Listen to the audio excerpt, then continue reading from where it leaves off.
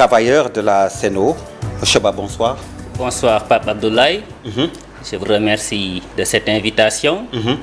Je salue les téléspectateurs de la TFM ainsi que l'ensemble des travailleurs de la CNO qui nous suivent actuellement. Alors, on va faire le point après un jour de grève à la CNO, comme vous le savez.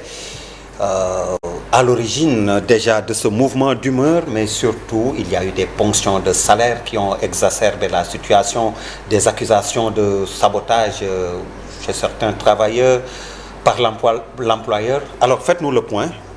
En effet, comme vous le savez, les travailleurs de la CNO sont entrés dans un mouvement de grève qui a démarré le 25 juillet et qui s'est arrêté le 10 août. Ça, c'était la première phase. Oui. Donc, face à ces tensions, des médiateurs sont intervenus, ce qui nous a amené à mener des négociations avec la direction générale. Donc, ces négociations, malheureusement, n'ont pas abouti en de bons termes parce que la direction générale n'était pas dans les dispositions de proposer quelque chose aux travailleurs, raison pour laquelle nous avons jugé cela comme une offense. Aucune proposition. Aucune proposition. Ils ont tout simplement appelé à des négociations pour casser le mouvement en réalité. Mais il n'y avait pas une volonté réelle de régler cette crise qui commence à perdurer. Ils ont essayé de gagner du temps donc, et vous êtes reparti en mouvement d'humeur comme je dis, depuis hier, depuis aujourd'hui plutôt, et demain également vous êtes en mouvement d'humeur. Pourquoi? Absolument, parce que hier nous avons sorti un communiqué pour décréter 48 heures de grève. Exactement. Donc pour ce mardi et demain mercredi. Aujourd'hui, nous avons tenu une assemblée générale qui a été largement suivie par les travailleurs, qui ont répondu en masse d'ailleurs. Raison pour laquelle, face à cette mobilisation, nous en avions aussi profité pour inviter Guy Marius Sagna ainsi que l'UNSAS et la CSA qui nous ont rejoints dans cette assemblée générale. Et face à cette réussite-là, nous avons aussi décidé le vendredi prochain d'organiser une marche à 15 heures qui va prendre comme point de départ la place de l'Obélisque pour arriver au niveau de Centenaire, rond-point BCEAO, tout à fait. Donc tout ceci, c'est une forme de lutte et de manifestation face au mécontentement des travailleurs qui se justifie pratiquement parce que notre revendication, je peux dire, s'articule autour de 2 points majeurs, à savoir l'amélioration des conditions de travail qui n'a cessé de se dégrader, je le rappelle, depuis l'arrivée de la CNO. Oui, deuxième point. Ainsi que l'augmentation des salaires, parce que présentement, non seulement depuis l'arrivée de la CNO, les avantages des travailleurs en termes de traitement salarial ont diminué, mais aussi les salaires actuels ne répondent pas aux normes du secteur. Alors, premier point, les conditions de travail. Qu'est-ce qui se passe? Les conditions de travail se sont dégradées en termes d'avantages même que les travailleurs avaient, tels que les primes, tels que des indemnités. Tout ceci a été diminué, tels que certains véhicules qui ont été réduits en termes de gamme, même qu'ils percevaient, des dotations de carburant qui ont été délestées, sans compter tout ce qui est outillage même pour faire le travail dans les règles qui n'a pas suivi depuis l'arrivée de la CNO. Et face à tous ces manquements, les travailleurs donc se sont levés pour demander une restauration dans les règles de tous ces manquements pour que le travail puisse se passer dans les règles. Ok, pour le deuxième point. Pour le deuxième point, c'est des salaires, parce que nous avons vu que dans le secteur de l'eau, nous évoluons avec l'ONAS ainsi que nos collègues de la SONES. Ceux de la CNO sont les plus en arrière face à ces traitements salariales. Raison pour laquelle même la CNO a des difficultés pour recruter certains profils du fait que les traitements salariales ne sont pas adaptés. Et ils sont obligés maintenant de recruter certains profils avec des salaires largement supérieurs aux travailleurs qu'ils ont trouvés sur place. Mais justement, est-ce que CNO est en difficulté financière pour que vous traversiez ces difficultés justement? Ces difficultés financières n'existent pas parce que l'eau a augmenté depuis l'arrivée de KMS3 qui a injecté 100 000 m3 jour.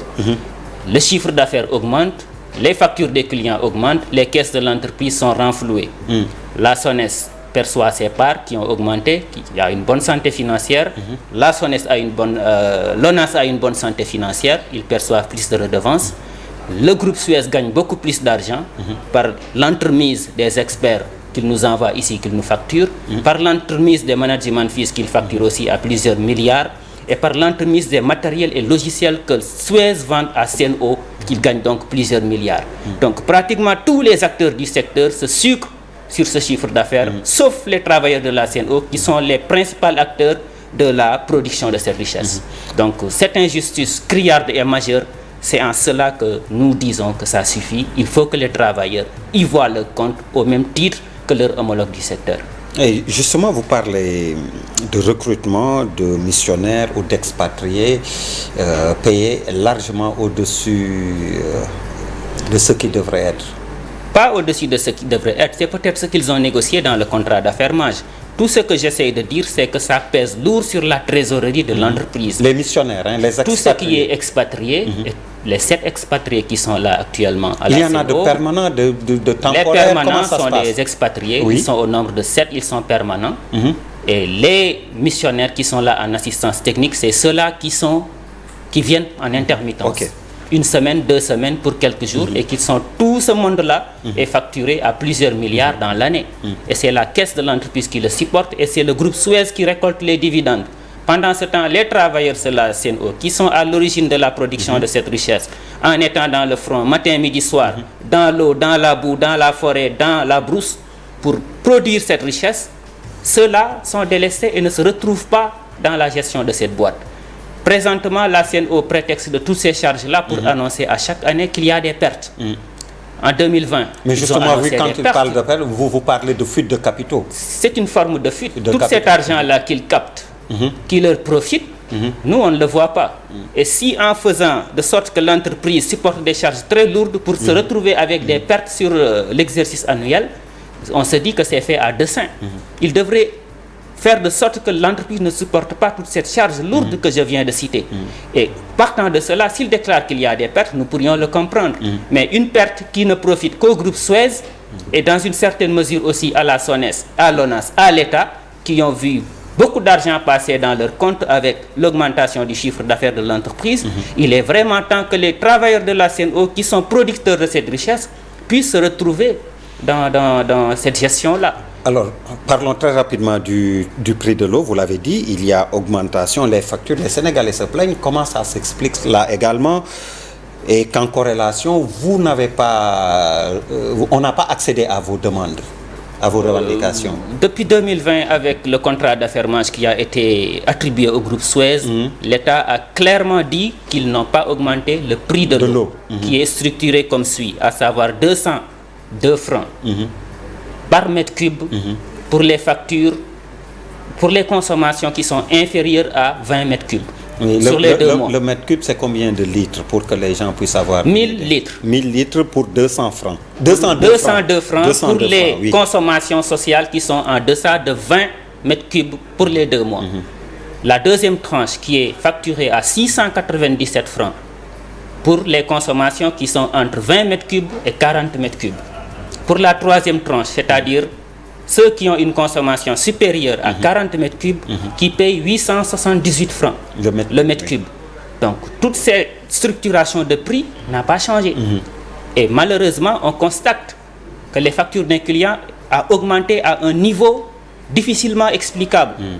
Et nous, travailleurs de la CNO, ce que nous disons clairement, c'est que l'État avait entrepris de faire l'audit de ce système de facturation pour mieux comprendre qu'est-ce qui est à l'origine de la hausse de ces factures. Nous demandons donc à l'État d'aller jusqu'au bout de sa logique pour déterminer en réalité les causes de cette hausse afin de soulager les populations.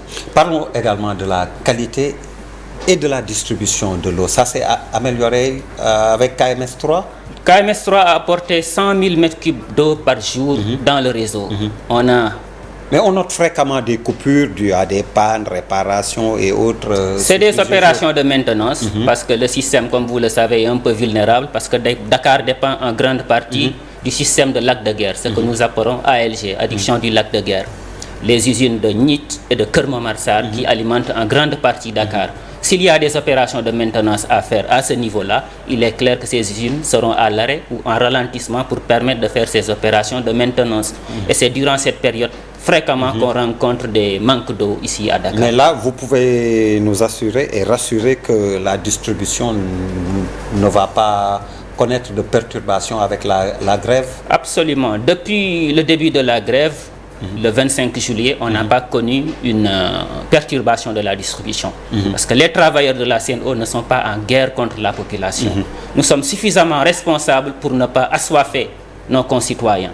Nous avons un contentieux avec notre employeur, la CNO, et cette grève-là, nous ferons de sorte que ça ne touche que la CNO en interne, surtout dans sa trésorerie, pour le faire plier et accepter de s'asseoir sur la table de négociation afin de satisfaire les revendications légitimes des travailleurs. Alors, vous l'avez dit, prochaine étape, c'est vendredi avec une marche. Tout à fait. Une marche nationale. Une marche nationale où nous convions toutes les forces vives de la nation pour nous rejoindre face à l'injustice qui se déroule à la CNO, pour que les travailleurs puissent être restaurés dans leur dignité et se retrouvent dans la gestion de cette boîte. Omar Ba, merci. Merci beaucoup, c'est moi qui vous remercie. Merci également à vous, mesdames, messieurs, de nous avoir suivis. Excellente suite de programmes sur la TFM, la télévision Futur Média. Merci, bonsoir. Merci.